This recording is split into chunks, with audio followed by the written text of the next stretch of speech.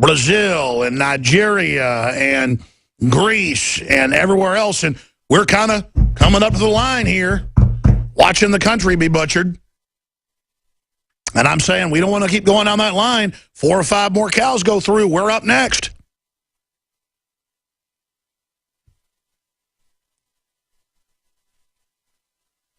And cows do get upset. I mean, they bray and they moo and they kick and they hurt each other. And one of them breaks their legs. They'll just got chains that lower down and wrap around them and grab them and drag it on up.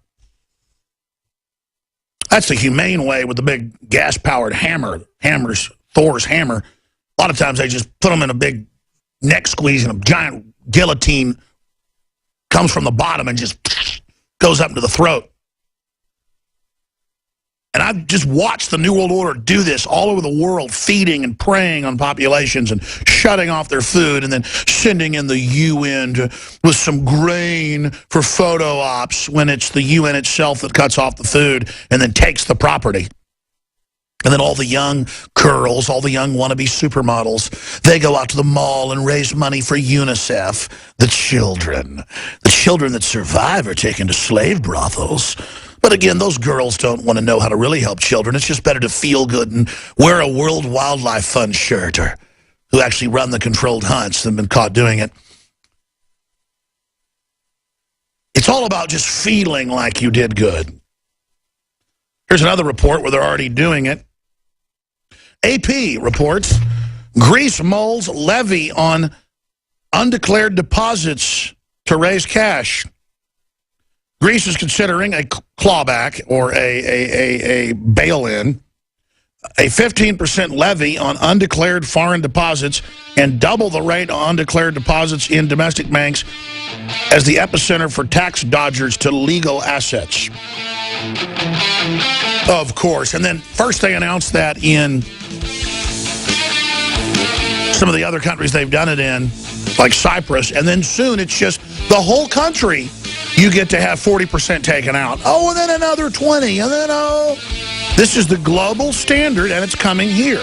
We'll be back. Stay with us. We're on the more numbers are beginning to come out on that front. What I really want to talk to Joe Biggs about, who's in the middle of a demonstration right now here in just a moment, is where he was just a few weeks ago. Baltimore's bloodshed continues.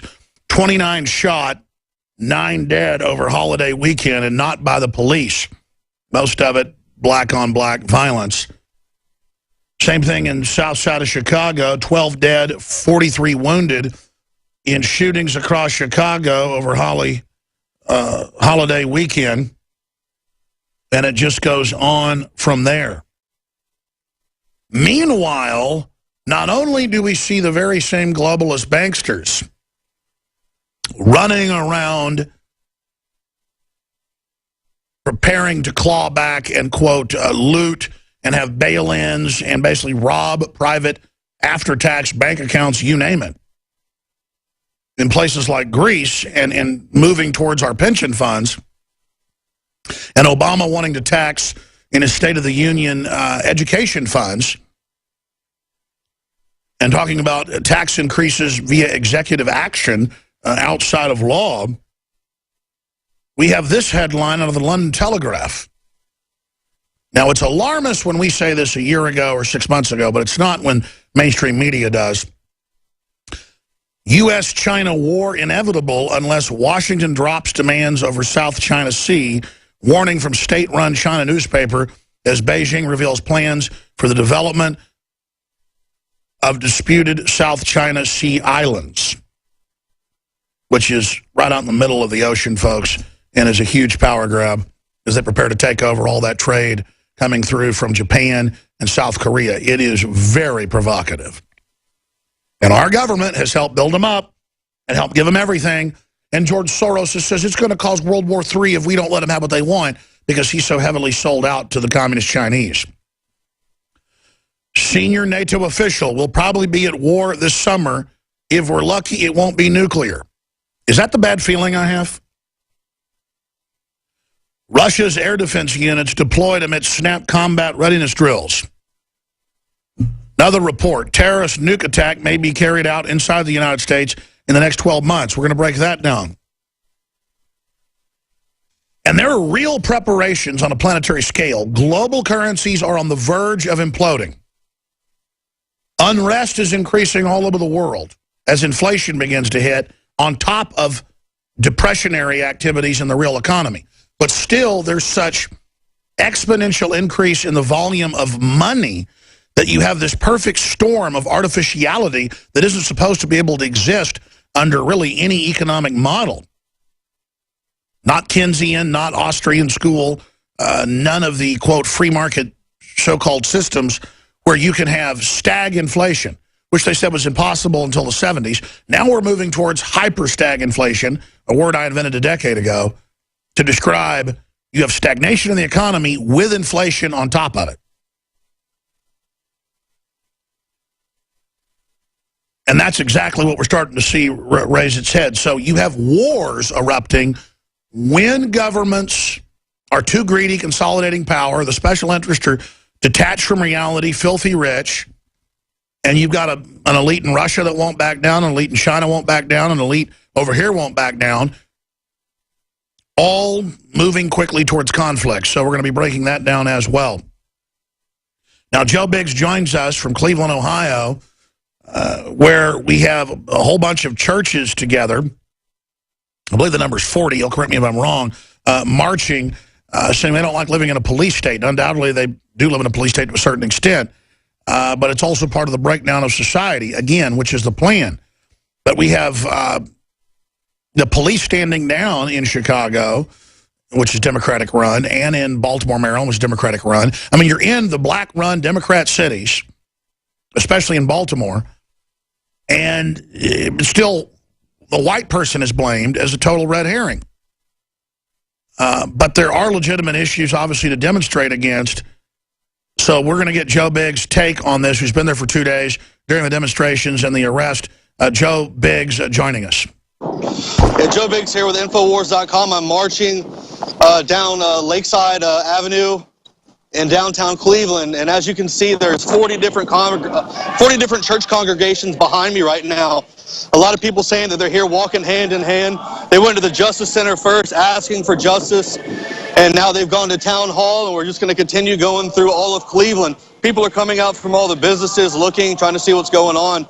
You know, yesterday nothing really went on Memorial Day. A lot of people were kind of scared to come out. They didn't know what was going to happen. There's a large rib cook-off event that happens in Cleveland every year, and it's sold out every year. This is the first year it has not been, and no one really came because of the fears of riots possibly happening. So now people out here are trying to calm down the crowds and the citizens of Cleveland, let them know that Cleveland's bigger than Baltimore and bigger than Ferguson. Continue, Joe. Well, I was hearing you talk about the killings in Baltimore. I mean, that's something that you kind of expect happening after all these riots. It's sad that that's happening there, and then where else? It was Baltimore and Chicago, everywhere. Chicago, yeah, Chicago. I mean, killings everywhere. The floods in Texas. I mean, this has been a horrible weekend. Sorry, I'm trying not to hit some people that were walking behind me. Describe for radio listeners what TV viewers are seeing, Joe. Right now, there's probably, I'd say, 2,000 people from different church congregations, different religions, Christian, Jewish, everyone out here in the front. All the church leaders are in the front right now, holding hands and leading everyone in song. And as you can see, there's just people coming out from all the different businesses, taking pictures, trying to see what's going on. I think it'll be good for Cleveland to see this right here, because you can't walk down the road and not hear someone talk about the Brillo verdict, or what's going to happen. Is this going to be the next Ferguson? Will this be the next Baltimore? What do you think of that verdict with the cop jumping on the hood of the car and unloading into the two guys, killing them? It's so... I almost like choked on my food when I heard them read the verdict.